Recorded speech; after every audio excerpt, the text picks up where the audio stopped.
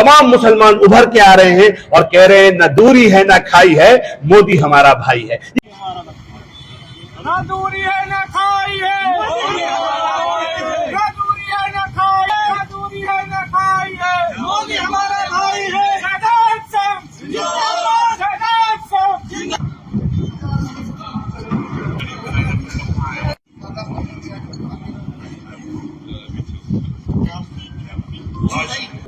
देश के यशस्वी प्रधानमंत्री ने गरीब मुसलमानों की आह को सुना है और इसलिए उनको एक उम्मीद दिखाई है और उस उम्मीद का जीता जागता सबूत है कि जो वक्फ अमेंडमेंट एक्ट आया है। वक्फ अमेंडमेंट एक्ट ये उम्मीदों गरीब मुसलमानों को उम्मीद दिलाता है और साफ साफ ये दिख रहा है कि एक तरफ लोग इस गरीब मुसलमान को उसका हक ना मिले उसके लिए विरोध कर रहे हैं, दूसरी तरफ वो मुसलमान हैं जो पसमानदा मुसलमान हैं, जो गरीब मुसलमान हैं, वो इसका पक्ष में खड़ा हो रहा है। आज जिस तरह से जो जोश मुझे दिखा, मैं दिल्ली से 10 दिन बाद आज वापस उत्तराखंड लौटा हूं।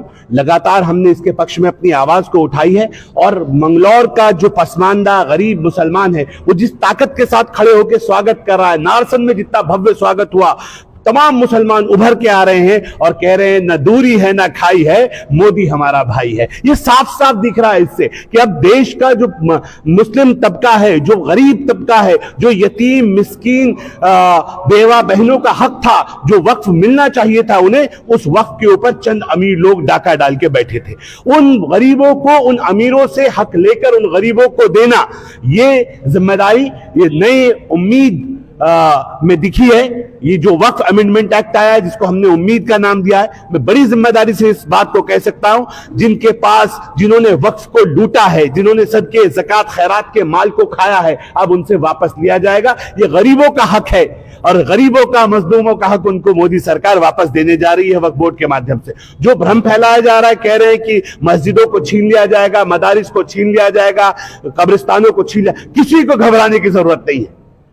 मंत्रालय में हमारी बैठ के वार्ता हुई, संगठन में बैठ के वार्ता हुई, किसी मुसलमान से किसी की मस्जिद, किसी की कब्रगाह, किसी की खानका, किसी की कब्रगाह नहीं छीनी जा रही है। सब जो जहां है वो वहीं रहेगा। सबको वक्फ बोर्ड में रजिस्टर्ड कराया जाएगा। हम जल्द सबका सर्वे कराने जा रहे हैं।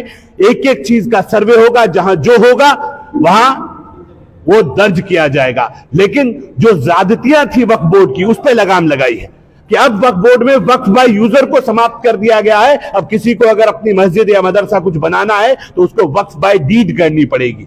अब आज के बाद जब कोई अपनी जमीनों को दान देगा तो उसे अपनी प्रॉपर्टी को ऑन राइटिंग कोर्ट में जाके वक्फ हिब्बेनामा, वक्फनामा के तहत उसको दान करनी पड़ेगी। जो डरा रहे हैं वो खुद डरे हुए हैं, क्योंकि उनको इस बात का डर है कि उनसे जो प्रॉपर्टियां जबरदस्ती उन्होंने गरीबों के हक को कब्जाया है, उनसे लेकर अब गरीबों का उत्थान किया जाएगा। मैं जिम्मेदारी से कह रहा हूं, गरीब बेघरों को अब घर देने का काम वक्फ बोर्ड करेगा, बेसहाराओं को सहारा देने का काम वक्फ बोर्ड करेगा।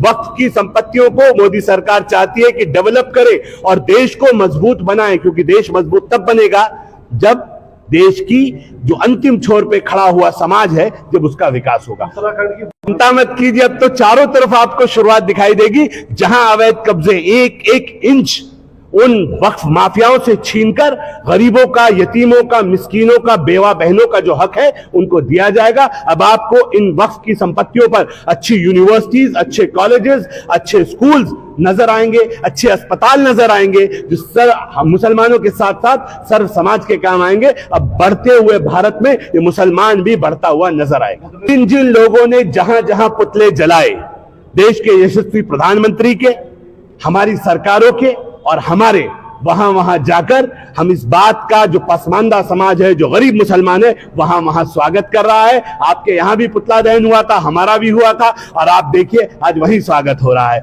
कलियर में पुतला दहन हुआ था, कलियर में स्वागत होगा। रुड़की में पुतला दहन हुआ था, रुड़की में लोग स्वागत के लिए तैयार बैठे हैं। तमाम जगह जहां जहां देश के जिस कोने में मोदी सरकार का पुतला दहन हुआ है, वहीं वहीं जो जरूरतमंद गरीब पसमानदा मुसलमान है, वहीं वहीं स्वागत करेंगे। अब कोई डरने वाला गरीब मुसलमान अब डरने वाला नहीं है। मोदी सरकार इस मजलूम और कमजोर मुसलमान